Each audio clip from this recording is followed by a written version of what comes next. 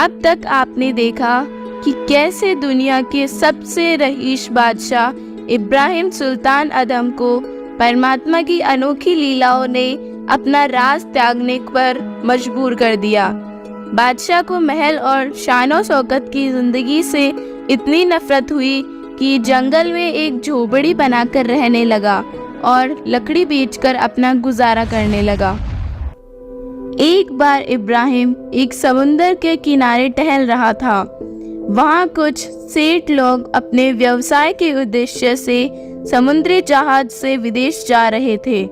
उनके साथ कुछ हंसी मजाक बनाने वाले लोग थे जो रास्ते में सेठ लोगों का मनोरंजन करने के लिए होते थे। उन्हें एक व्यक्ति की जरूरत थी जिसको वे अपना पात्र बनाकर मजाक बना सके।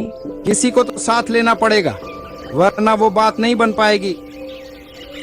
हाँ, अपने लिए एक पात्र तो चाहिए ही।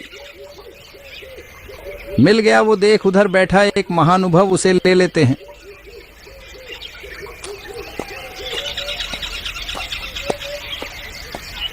ए भाई, आप कौन हो और क्या करते हो? भाई मैं तो फकीर आदमी हूँ और अपना मजदूरी करके जीवन यापन करता हूँ। ये ठीक रहेगा, इससे 2 रोटी चाहिए, वो हम दे देंगे। चल भाई, आपको सेठ लोग नौका में बुला रहे हैं। क्यों भाई, मेरा आपके सेठ से क्या काम है? अरे चलो तो सही मेरे भाई, आपको घुमा कर लाते हैं। उन्होंने इब्राहिम को अपने साथ ले लिया और विदेश के लिए निकल पड़े। सुन भाई, तुम्हारा नाम क्या है? मेरा नाम इब्राहिम है। कुछ दूर जाने के बाद कवि लोग अपने चुटकुले शुरू करते हैं। अच्छा सुनो भाई लोगों, एक बार इब्राहिम ने रोजा रखा। इसने अपने पिता से पूछा कि पिताजी मैं ऐसा क्या खाऊं और क्या पीऊं कि मेरा रोजा भी न टूटे और मन भी भर जाए। तब इसके पिता ने कहा कि तू मेरे से लात भूसे और जूते खा ले और जो गुस्सा आए उसे पी ले, इससे तेरा रोजा तो नहीं टूटेगा, बाकी सब टूट जाएगा।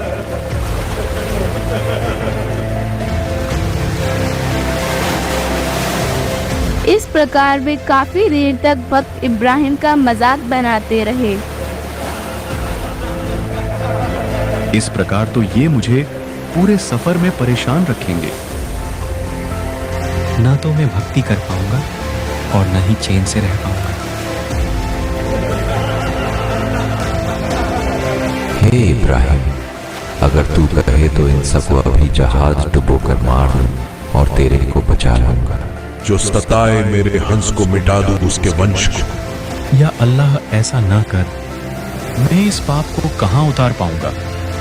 आप मुझे ही मार दीजिए या फिर इन्हें सद्बुद्धि दें।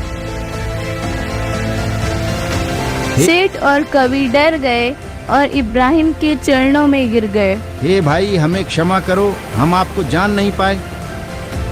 आपने मुझसे पहले पूछा ही कहाँ था सज्जनों।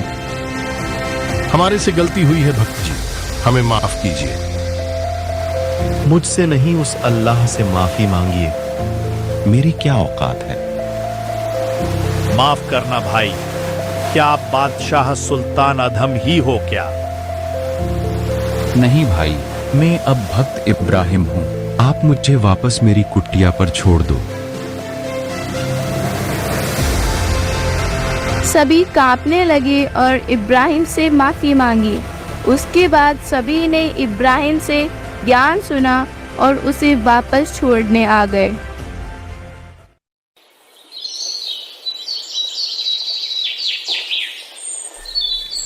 परमेश्वर कबीर साहिब जी एक नगर में जिंदा बाबा के रूप में रहते थे।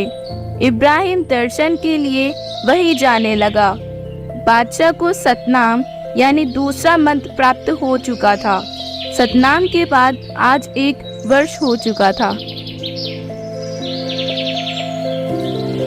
हे परवरदिगार, अपने दास पर सारनाम की दया कीजिए। आज से ठीक 1 वर्ष बाद आना बेटा, आपको सारनाम दूंगा। बाकी सत्संग और दर्शन के लिए हर महीने आ सकते हो। जो आज्ञा भगवान।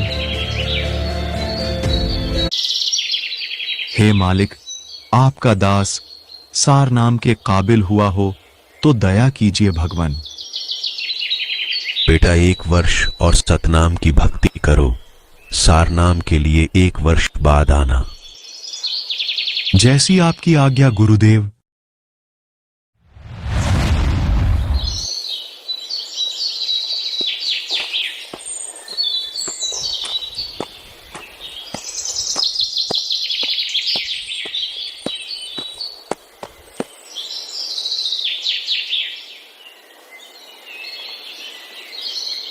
भगवान, आज आपके दास को 1 वर्ष और बीत चुका है, दया कीजिए मालिक।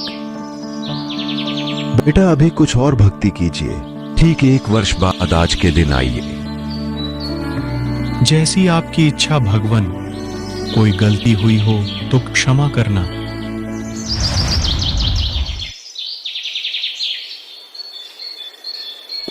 ग्यारह वर्ष बीत चुके थे। इब्राहिम सारनाम के लिए आ रहा था।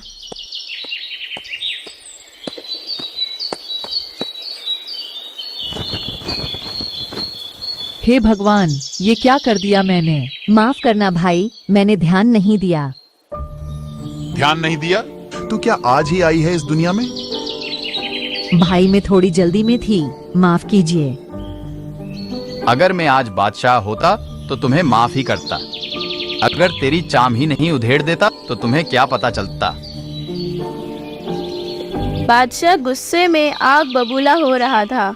इब्राहिम ने कपड़े साफ किए और आश्रम पहुंच गया। उधर से वह बहन भी उसी आश्रम के लिए आ रही थी। महिला ने इब्राहिम को देखते ही पहचान लिया। गुरुदेव, क्या यह व्यक्ति भी आपका भक्त है? हाँ बेटी, ये तो कई वर्षों से मेरी भक्ति कर रहा है।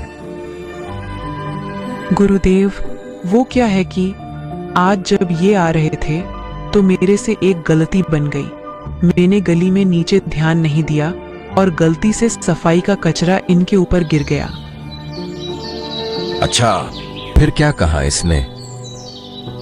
गुरुदेव, ये तो बहुत गुस्सा हुए बोल रहे थे कि अगर मैं आज बादशाह होता तो तेरी चाम उधेड़ देता।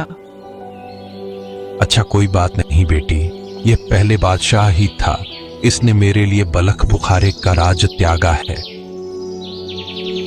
वह महिला और भक्तों में जाकर बैठ गई। सत्संग के बाद सभी चले गए। हे भगवान, अगर आपका दास सारनाम की भक्ति के काबिल हुआ हो तो रहम कीजिए प्रभु। बेटा अभी तो आप बादशाह हैं। जब आप मेरे सच्चे भक्त बन जाएंगे तब मैं आपको सारनाम दूंगा। लेकिन गुरुदेव, मुझे तो राज त्यागे ही 12 वर्ष